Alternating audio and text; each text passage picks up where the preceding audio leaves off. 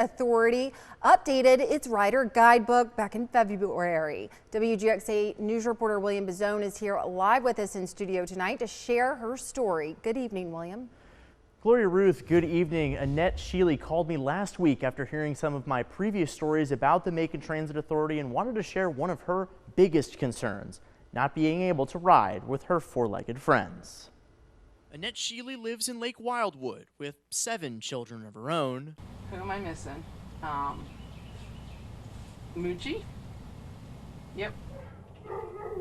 That is, four-legged children. What else I got to do? I don't go anywhere.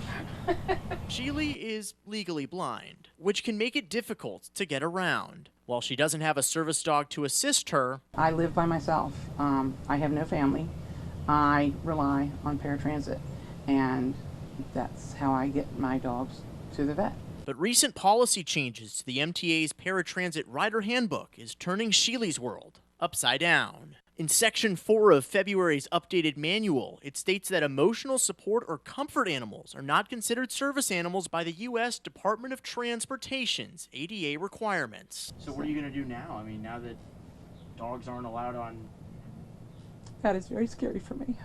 That's like if I had kids and I couldn't get my kids to the doctor. The updated guide that passed 3 months ago is 73 pages long.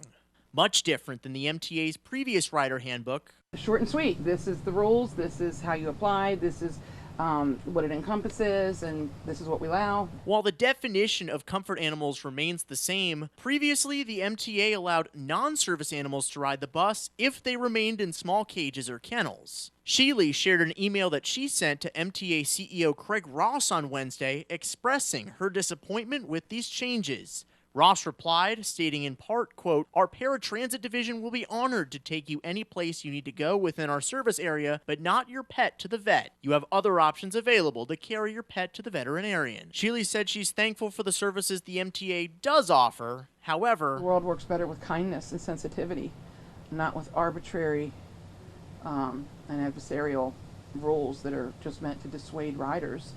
And in my opinion, they're trying to thin the herd because they're overcrowded. She wants more people to speak up. And I know how to pick my battles. And I know when to be a voice, but a lot of people don't.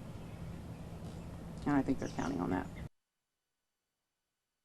Still isn't clear to her if she's allowed to have any carriers with her at all, whether that's for groceries or other things. I reached out to transit planner Mark Strozier this morning asking for more clarification on the language regarding service animals and to Public Information Officer Jamie Godet for any additional statements the MTA may have.